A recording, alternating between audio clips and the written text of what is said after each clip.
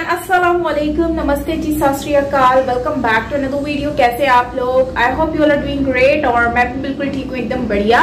सो दोस्तों, आज हम वीडियो देखने जा रहे हैं, ये है never compromise on self respect by Subrastha. तो let's start the video guys. देखते हैं ठग लाइफ और ओरिजिनल वीडियो का लिंक डिस्क्रिप्शन में मिल जाएगा, तो आप वहां से देख सकेंगे। सो वीडियो की तरफ चलते हैं। So here we go. Amit ji देश के प्रधानमंत्री नरेंद्र मोदी जी, देश के गृह मंत्री जो है अमित शाह जी है, दिल्ली की पुलिस कानून व्यवस्था उनके हाथ में, दिल्ली के मुख्यमंत्री निहत्थे, कायर, निकम्मे, नकारा अरविंद केजरीवाल। सवाल किससे? अरविंद केजरीवाल से नहीं, गृह मंत्री से नहीं, प्रधानमंत्री से नहीं, राहुल गांधी से पूछे जा रहे हैं। यहीं से आपकी कायरता, आप लोग पैनल में जो बैठे उनकी मंशा साफ दिखती है। हिम्मत नहीं है, इसीलिए हिम्मत दे रही हूँ, ये चूड़ियां दे रही हूँ। ठीक है, शुभराष्ट्र जवाब देगी। शुभराष्ट्र आप कायर हैं, नुपुर शर्मा जी भी कायर है, आतिशी जी भी कायर है। ओके, ठीक है। मैं अलका लांबा जी को कहना चाहती हूँ कि चूड़ियां वो अपने हाथ में सजा करके रखें, क्योंकि यही चूड़ी पहने हुए हाथों ने, वही माँ जगदम्बा ने चूड़ियां पहन करके महिषासुर का मर्दन भी किया है। इसीलिए आज के बाद अगर महिलाओं की जो जेवर को लेकर के इन लोगों ने राजनीति की, ये हाथ अगर चूड़ियां पहन सकता है तो इसी चूड़ी, यही चूड़ी भरे हाथों से मैं झापड़ भी लगा सकती हूँ। क्या आंसर दिया guys, very nice, very nice. क्या आपको नहीं लगता कि इस देश में कोई भी बॉम्ब बनाए तो उस पर जांच नहीं होनी चाहिए? सही, लेकिन अगर होनी चाहिए कि नहीं, ये बताइए। बिल्कुल होनी चाहिए, बस जांच करिए और बताइए। बिल्कुल, लेकिन अगर लश्कर पर बैन लगता है तो लश्कर की तुलना किसी संस्था से करके लश्कर को लेजिटिमाइज नहीं किया जाता। आराम से समझिएगा। पीएफआई के 1300 लोगों पर केस है, कन्विक्शन हुआ है 41 लोगों का 2016 में। आरएसएस का एक बताइए जिस पर कन्विक्शन हुआ। अमन जी, मैं आपको 1300 बता रहा हूँ। अमन जी, मैं तो बैठ के आपके चैनल पे वेलकम कर रही हूँ। जो यहाँ पे मिसिंग है और भागे हुए वो भारतीय जनता पार्टी है। उन्होंने बैन किया, क्यों छुपते फिर रहे, क्यों मुंह छुपा रहे, क्यों खुद बुरखे में बैठ गए? होना चाहिए था ना उनको यहाँ पे, और सीधा चौड़ा करके 56 इंच की छाती जैसे उनके मुखिया की है, यहाँ पे बोलना चाहिए हमने पीएफआई को बैन किया। क्यों आंखें छुपाते छुपते फिर रहे? बोलेंगी क्योंकि कोई भी एक दूसरे के बीच में नहीं बोल रहा। अच्छी डिबेट जा रही है। अब राधिका जी आप भी बीच में मत बोलिएगा। बोलिए आप, शुभ्रा साहब आप बोलिए, फिर आगे जी आ रहा हूँ और राष्ट्रपति उपाध्याय जी आ रहा हूँ। जी शुभ्रा जी, मैं फिर से विनम्र निवेदन करूंगी कि मेरा जो स्टेटमेंट है उस स्टेटमेंट को ध्यान से सुना जाए, क्योंकि मैं बोलती कुछ हूँ, कांग्रेस पार्टी की तरफ से जवाब कुछ और आता है। क्यों आता है मुझे नहीं पता। मैंने ये कभी नहीं कहा कि कांग्रेस ने पीएफआई बैन नहीं किया। मैंने कहा बहुत बहुत धन्यवाद कि कांग्रेस ने पीएफआई बैन किया, लेकिन यही कांग्रेस पार्टी के प्रवक्ता आज 22 साल के बाद कह रहे हैं, सॉरी 12 साल के बाद कह रहे हैं कि पीएफआई से ही सिमी बैन हुई, सॉरी सिमी हमने बैन किया और सिमी बैन करने के बाद सिमी के ही लोगों ने पीएफआई बना ली। तो आपकी एजेंसियां झक मार रही थी उस समय, सरकार में आप बैठ के तफरी कर रहे थे, समोसे की पार्टी चला रहे थे। क्यों तो आप लोगों ने उन लोगों को अंदर नहीं किया? बात तो सही बोली है। नहीं है, मेरी हिजाब से कोई दुश्मनी नहीं है, लेकिन मैं घूंघट के भी खिलाफ हूँ, मैं हिजाब के भी खिलाफ हूँ। Point number 1। पॉइंट नंबर 2 जो कि बड़ा महत्वपूर्ण है, ईरान में कौन हिजाब उतारने के लिए कह रहा है? Who is responsible in Iran? Modi के वहाँ पर भी नरेंद्र मोदी और आरएसएस रिस्पॉन्सिबल है, बीजेपी रिस्पॉन्सिबल है। ईरान में कौन कह रहा है? आप घूंघट के खिलाफ इसलिए है क्योंकि आप लोग अपना मजहब खुद भूल चुके हो। हिंदू मजहब में भी हिजाब है, हिंदू मजहब बिल्कुल नहीं है। हिंदू मजहब में हिजाब का जिक्र है नहीं है। हालत नहीं है, ये सिर्फ जहालत वही है। अगर हिंदू मजहब में हिजाब नहीं है तो फिर लक्ष्मण जी ने सीता मैया की सूरत क्यों नहीं देखी थी? उनको क्यों नहीं देखा था बिना हिजाब के? ये बताइए। आप लोग अपना मजहब खुद भूल चुके हो, आप लोग अपना मजहब बदल चुके हो, चेंजेस ला रहे हैं। और हमारा मजहब क्यों बदलना चाहते हो भाई? हमारा मजहब कभी क्या बोल रहे हैं कि हिंदू अपना धर्म बदल चुके हैं? आप बोलोगे हमारा मजहब चेंज। ओके, तारिक फतेह भी कुछ कहना चाहते हैं। सुब्राष्ट्र अपना मजहब बदल चुकी है, वो चेहरा दिखा रही है, मुझे बहुत हंसी आ रही है आमिश जी ये जान करके। नहीं, मैं बहुत, हाँ, मुझे इसी बात पे बहुत हंसी आ रही है कि पता नहीं इन्होंने कहाँ से कौन सा लिटरेचर पढ़ा है। आप सऊदी अरेबिया का लिटरेचर छोड़ करके जो सायदा जी, जो हमारी रामायण है, वाल्मीकि रामायण है, वो पढ़िए, रामचरितमानस पढ़िए। ऐसा कहीं भी नहीं है। लक्ष्मण जी ने सीता जी का चेहरा इसलिए नहीं देखा क्योंकि वो उनको मातृ रूप में देखते थे और चरण के अलावा उनकी नजर कहीं नहीं गई। अगर मैं आपकी टर्मिनोलॉजी में एक्सप्लेन करूं तो ये जो पर्दा है, आंखों का पर्दा, आंखों में जो हया होनी चाहिए, जो पुरुषों में होनी चाहिए, वो उस हया की बात है। सीता मैया कहीं पर घूंघट लेकर के हैं ऐसा मैंने भी नहीं देखा।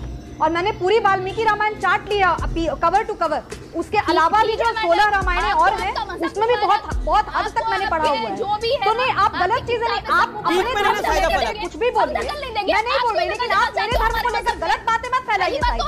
और आपने जो कह दिया चिल्लाइए मत। देखिए साहिदा फलक आपने बोला आपने अपना धर्म छोड़ दिया है, आप अपने धर्म भूल चुके हो।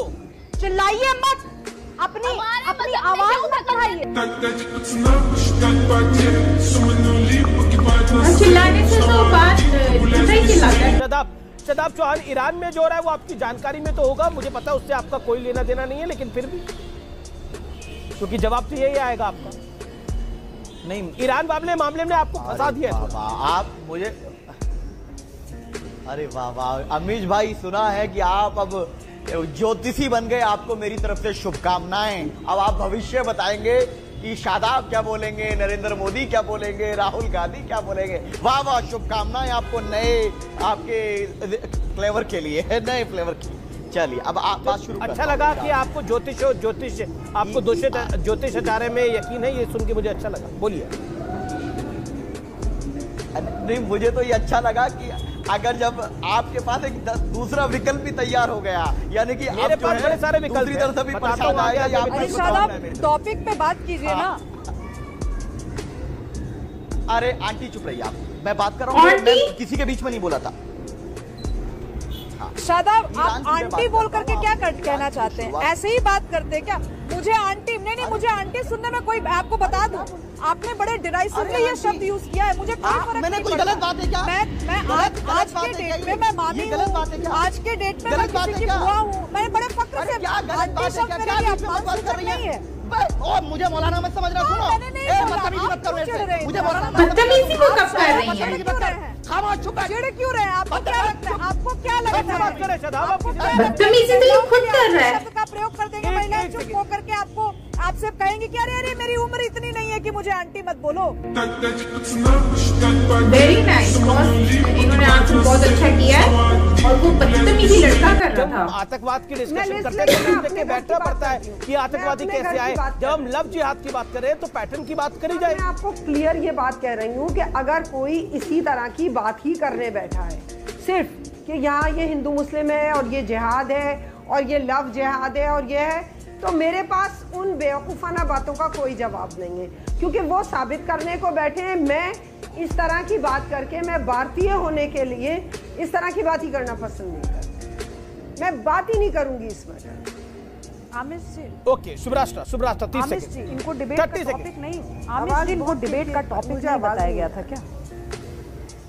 नहीं, मैं बहुत स्पष्टता से कह रही हूँ, आपको आवाज किरकिर, बाद में रिकॉर्डिंग सुन लीजिएगा। आपको डिबेट का टॉपिक या तो बताया नहीं गया या आपने जानबूझ करके इग्नोर किया। यास्मीन जी, डिबेट का टॉपिक जो है, उस टॉपिक के तहत बहुत लोग बहुत स्ट्रांगली फील करते हैं। आप किसी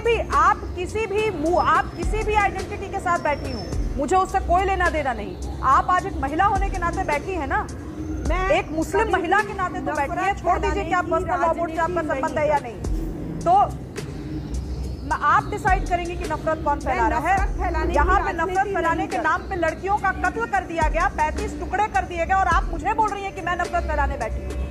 थोड़ा दिमाग ठिकाने रखिए। जनरेशन तो गई, आगे आने वाली जनरेशन मेरी है और मेरे से आगे आने वाली जनरेशन मेरा। आप जैसे लोगों ने सच्चाई को, आप बोलने दीजिए ना। यास्मीन जी, इतना क्यों डर रही हैं सच से? आप जैसे लोगों की वजह से ही, आप जैसे बुजुर्गों की वजह से ही आज का युवा इस सिचुएशन में है कि लव जिहाद के मामले होते जाते हैं और चीजों को ब्रश काम की बात में आवाज किसी को भी नहीं आती वैसे पता।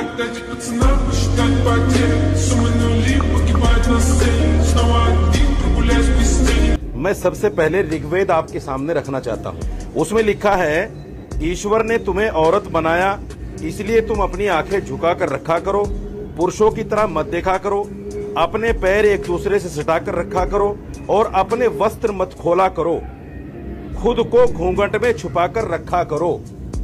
ये ऋग्वेद कह रहा है, ये मैं नहीं कह रहा हूँ, ऋग्वेद कह रहा है। हवाला दे रहा हूं मैं आपको। जो लोग हिंदू धर्म को नहीं जानते, सनातन धर्म को नहीं जानते, वो बैठकर कहते हैं कि हिंदू धर्म में पर्दा ही नहीं है। ये किस मुझे अफसोस है स्वामी चक्रपाणी महाराज जैसे लोगों पर, स्वामी चक्रपाणी महाराज जैसे लोगों पर, जिन्होंने वेद शायद नहीं पढ़ी होगी, मुझे नहीं लगता शायद। दूसरी बात, कुरान भी यही कहता है, सुनिए। बिल्कुल ऋग्वेद ऐसा नहीं कहता, बिल्कुल ऋग्वेद ऐसा नहीं कहता। अरे सुनो, नहीं कहता और आप झूठ बोल रहे हैं। कुरान में नहीं लिखा है, ये कुरान में लिखा है सीने पे। मैं हवाला दे रहा हूँ, मैं हवाला दे रहा हूँ। और सुनिए, पहले रशीदी साहब अपनी बात को कंप्लीट कर ले। तारीख पूरी कर लूं पहले, मैं अपनी बात पूरी कर लूं भाई। अरे मेरी बात तो पूरी होने दीजिए। ये व्हाट्सएप मैसेज से आप ऋग्वेद को मत डिफाइन करिए। श्लोक सुनाइए। शिवराज करके आप लोग चले जाएंगे तो ये बर्दाश्त नहीं होगा। नहीं, आप नहीं कर सकते। साइदा आके कुछ भी करके चली जा रही है, माँ सीता और लक्ष्मण के बारे में आप कुछ भी बक के चले जा रहे हैं। कौन सी ऋचा की बात कर रहे हैं आप? पढ़िए, आप वो ऋचा पढ़िए, एक तो तमीज से बात करिए।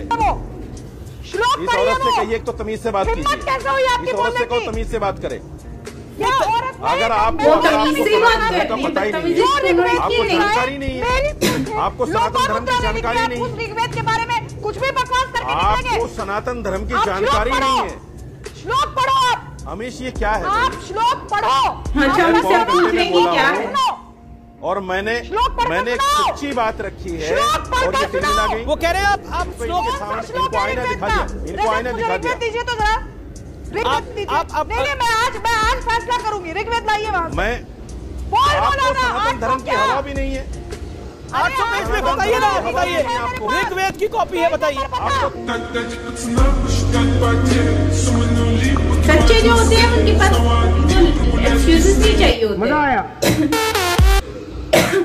गाइस, यहाँ पे वीडियो तो एंड होती है, बट जिनके पास जो सच्चे होते हैं ना, उनको जो है वो जरूरत नहीं पड़ती है। मैं आपको सच बताऊं, बिल्कुल जरूरत नहीं पड़ती है उनको। डरते भी नहीं है और वो कंफ्यूज भी नहीं होते किसी चीज में।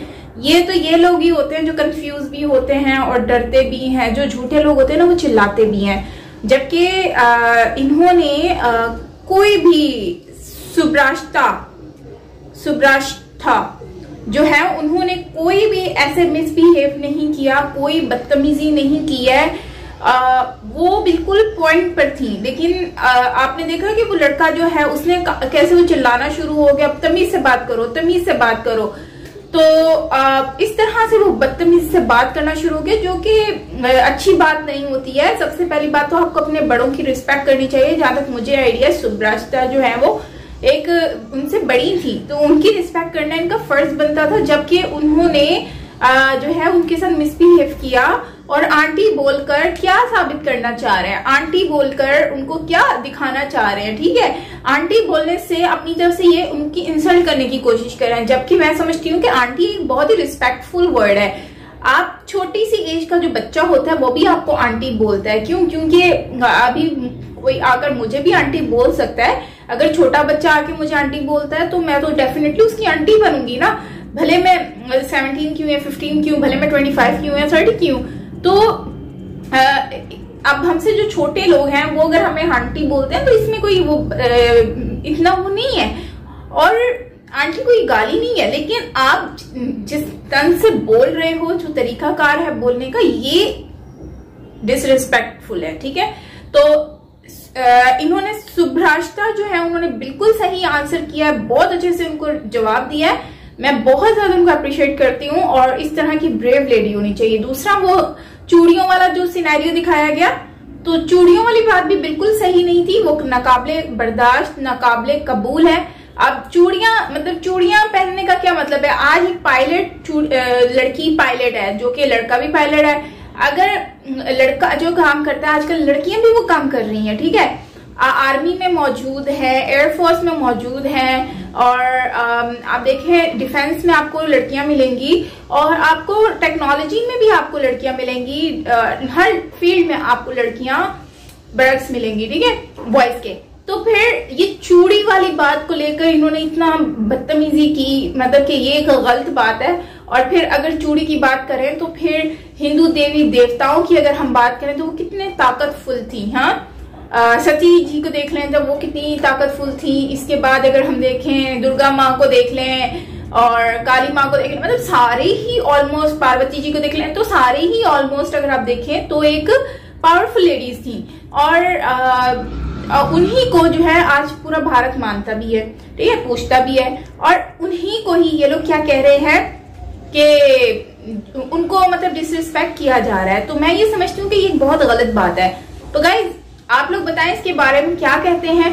बाकी बहुत अच्छे से आंसर किया, और लास्ट में जो मौलवी को जवाब दिया वो बहुत ही अच्छा दिया कि जिस तरह से वो देवी देवताओं के ऊपर उंगलियां उठा रहे थे, तो बिल्कुल सही कहा, और हिजाब वाली बात पे भी ठीक कहा।